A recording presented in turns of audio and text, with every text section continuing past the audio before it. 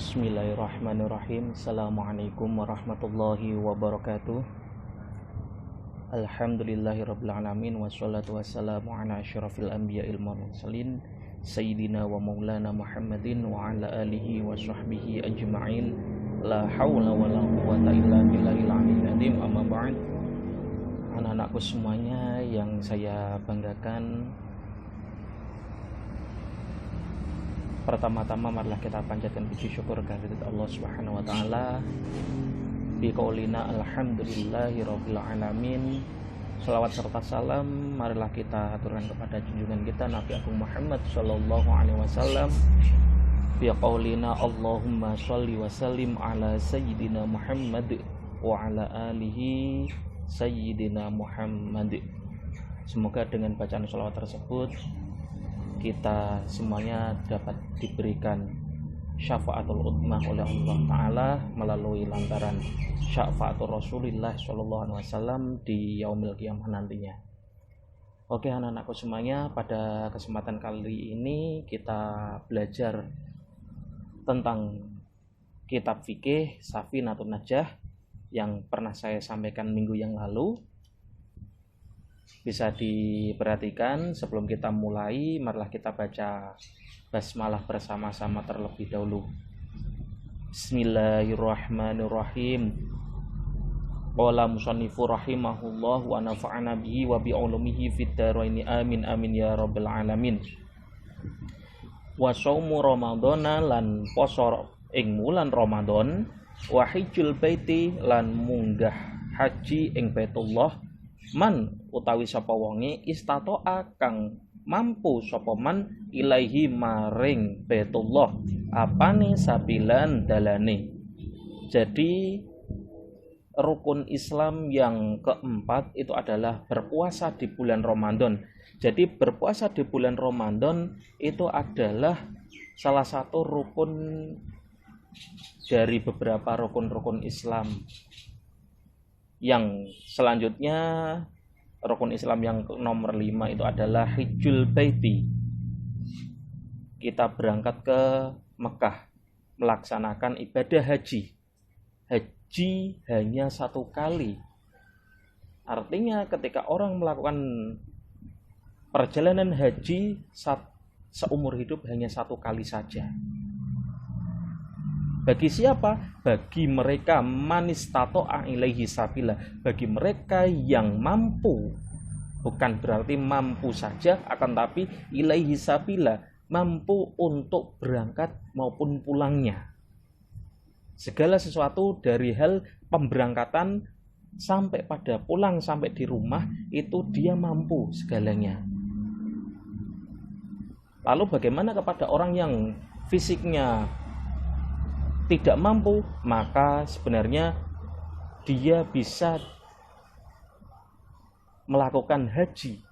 Karena itu menjadikan rukun Islam, maka dia bisa melaksanakan haji dengan cara meminta bantuan kepada orang lain. Banyak sekali kita lihat di mana ketika kalian melihat di Mekah lewat TV ataupun lewat secara langsung, di situ ada orang-orang yang berangkat naik haji dengan kursi roda. Mereka semuanya yang kurang mampu dalam perjalanan berjalannya, namun dalam perjalanannya segala sesuatu biayanya dia mampu. Maka dari itu dia wajib melaksanakan haji. Selanjutnya faslun ehanda utawi ikiku fasal swiji. Arkanul imani utawi pira-pira rukune iman iku sitatun ana 6. Siji antuk mina yen toh iman sapa sira kabeh billahi kelawan Allah Ta'ala, wa malaikatihi lan malaikati Allah Ta'ala, wa kutubihi lan kitab-kitabe Allah Ta'ala, wa rusulihi lan utusane Allah Ta'ala, wal yaumil akhiri lan ngimani dina akhir, dina kiamat, wabil qadri lan ngimani ing pesten atau qadar khairihi yang kang berbentuk kebagusan, wasyarihi lan olo-olone pesten. Di sini minallahi ta'ala, saking Allah ta'ala. Pasal yang selanjutnya, bab yang selanjutnya itu adalah rukun iman. Di mana ketika seseorang itu dikatakan muslim, itu maka dia harus mengimani, harus memiliki ciri-ciri keimanan dari diri seseorang. Yakni apa? Yang pertama, orang harus iman kepada Allah Ta'ala. Iman kepada Allah Ta'ala itu seperti apa? Nanti kita akan jelaskan pertemuan selanjutnya. Wa malaikatihi, yang kedua itu adalah iman kepada para malaikat Allah.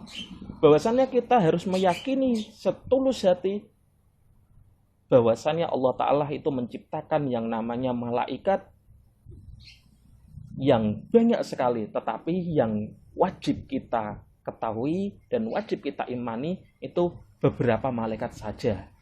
Malaikat itu ada 10. Wa kutubihi, dan kitab-kitabnya Allah Ta'ala. Dan di sini ketika kita berbicara tentang kitabnya Allah Ta'ala, maka disitulah di mana kitab yang diturunkan oleh Allah Ta'ala kepada para rasulnya, para pembawanya, itu hanya 4 saja. Yang pertama ada kitab Taurat. Kitab Taurat itu diturunkan kepada Nabi Musa. Zabur, kitab Zabur itu diturunkan kepada Nabi Daud. Ada lagi kitab Injil. Kitab Injil itu diturunkan kepada Nabi Isa. Selanjutnya yang terakhir itu adalah Khotamul Kitab, adalah kitab Al-Quran. Yaitu adalah yang dibawa oleh Nabi Muhammad SAW. Dan keempat ini kita wajib meyakini bahwasannya itu adalah kitab Allah Ta'ala. Lalu pertanyaannya, bagaimana ketika kita menjumpai yang namanya kitab Injil saat ini? Injil saat ini yang dipegang oleh orang-orang Kristen itu kan banyak sekali. Namun, apakah kita wajib mengimani bahwasannya kitab mereka itu adalah kitab Allah Ta'ala? Tidak. Yang dimaksud dengan iman kepada kitab Allah itu adalah kitab-kitab yang masih murni. Di mana kemurnian kitab-kitab tersebut itu tidak lain adalah untuk bertauhid kepada Allah Ta'ala, untuk menyembah kepada Allah Ta'ala. Semua kitab-kitab yang diturunkan Allah Ta'ala itu semuanya tidak lain adalah untuk beribadah atau niatnya supaya manusia mau menyembah kepada Allah Ta'ala. Itu adalah kitab-kitab yang wajib kita imani.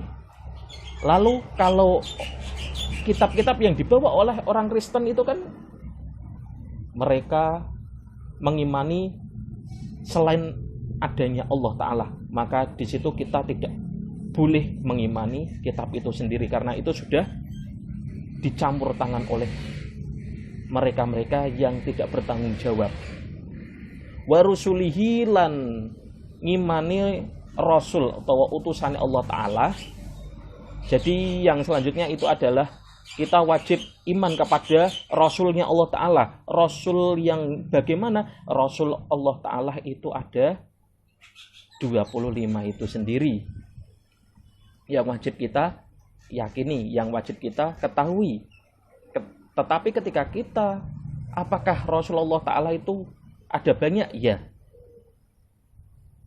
Wal yaumil akhiri, lan hari akhir atau hari kiamat, bahwasannya kita harus meyakini bahwasannya Allah Ta'ala sudah memastikan kiamat itu pasti ada. Namun pada nyatanya kita tidak diperbolehkan kapan kiamat itu datang. Semua orang itu pasti tidak tahu.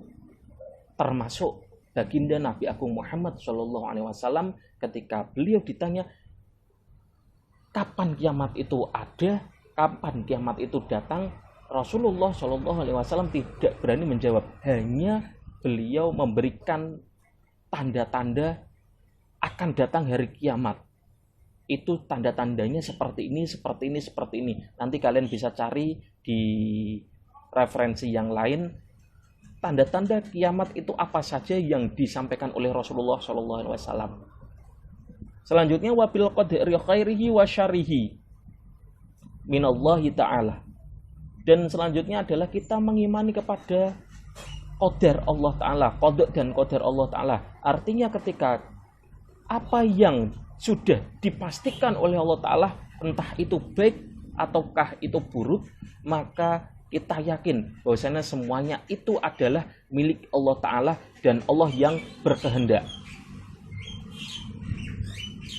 Selanjutnya faslun ahada utawi kutu fasal suci wa makna la ilaha illallah. Wa makna la ilaha illallah utawi maknane la ilaha illallah iku la ma'buda, ora ana pangeran kang hak den sembah bihakin kelawan hak fil wujudi ing dalem wujude illallahu kejaba Gusti Allah Ta'ala. Yang pertama, fasal ini bercerita tentang yang namanya apa itu maknanya la ilaha illallah. Maka kita tahu, tentunya kita harus tahu apa itu maknanya la ilaha illallah. Banyak sekali kita berbicara la ilaha illallah, tetapi kita tidak tahu apa maksud la ilaha illallah itu sendiri. Oleh karena itu saya sampaikan wa makna la ilaha illallah la ma'budu bihaqqin fi wujudi illallah. Bahwasannya makna la ilaha illallah itu sendiri adalah la ma'budu bihaqqin, tidak ada pangeran atau tidak ada penguasa, tidak ada Tuhan yang hak untuk disembah, entah itu berwujud ataukah tidak ada pangeran atau tidak ada Tuhan yang berhak untuk disembah kecuali Allah Ta'ala. Itulah makna la ilaha illallah.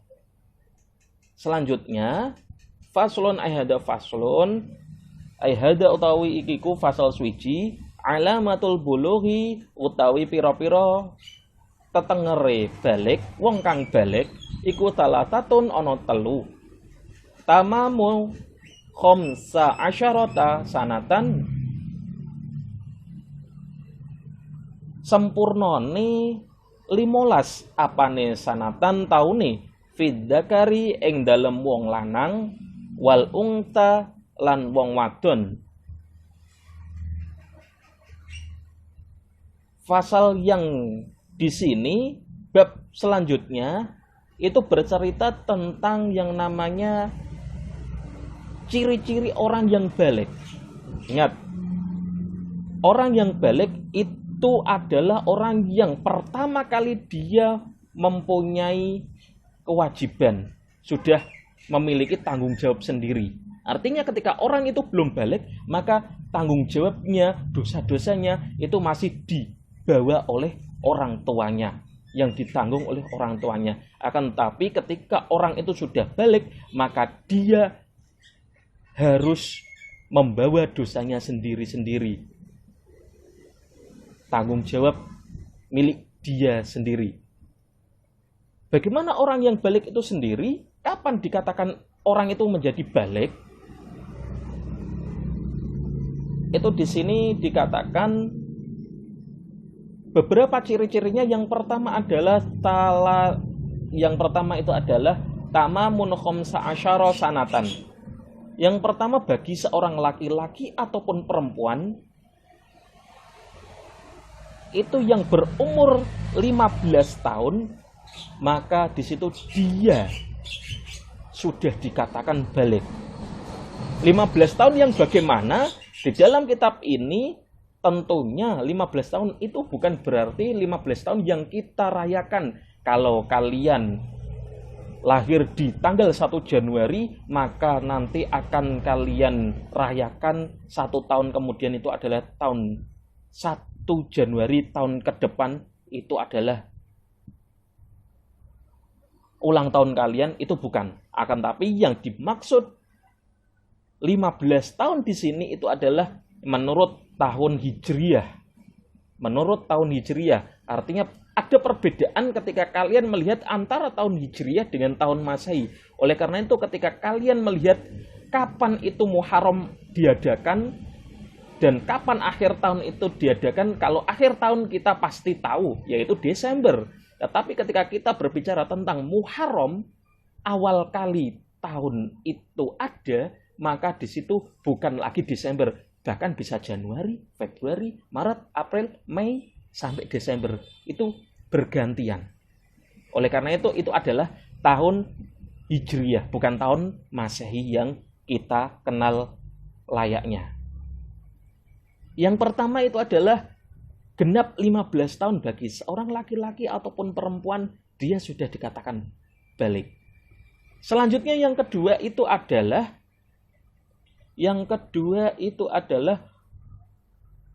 wal ikhtilamu lan ngimpi metumani fidzakari ing dalem wong lanang wal ungta lan wong wadon litis aisinina ing dalem krana umur 9 tahun. Jadi yang kedua itu adalah ikhtilam atau mimpi basah bagi seorang laki-laki ataupun perempuan, di mana seorang laki-laki ataupun perempuan di situ mimpi basah apabila terjadi di umur litis aisinina, umur 9 tahun. Kalau ada seorang laki-laki ataupun perempuan itu sudah mimpi basah, maka disitulah dia sudah dikatakan balik. Tidak harus menunggu umur 15 tahun lagi. Dan ciri-ciri yang ketiga itu apa? Wal haidu lan haid fil ungta ing dalam wong wadon litis aisinina krana umur 9 tahun. Dan yang ketiga itu adalah ciri-ciri yang ketiga adalah haid, mengeluarkan darah haid. Bagi siapa? Bagi seorang perempuan yang dimana dia itu sudah menginjak umur 9 tahun. Faslun ehada utawi iku fasal suci syurutu ijzail hajari utawi pira-pira syarat olehe cewek nganggo watu iku tamaniyatun ana 8. Fasal yang selanjutnya itu adalah di mana ketika kita itu tidak ditemukan air, maka kita diperbolehkan untuk menghilangkan najis dengan cara memakai batu. Selanjutnya, memakai batu yang seperti apa? Wallahu a'lam bishawab. Fasal untuk menghilangkan najis dengan cara memakai batu bisa kita lanjutkan minggu yang akan datang. Mari kita baca hamdalah bersama-sama. Alhamdulillahirabbil alamin. Subhanaka Allahumma wa bihamdika asyhadu an la ilaha illa anta astaghfiruka wa atubu ilaik. Kurang dan lebih mohon maaf. Wallahul muwaffiq ila aqwamit thoriq. Wassalamualaikum warahmatullahi wabarakatuh.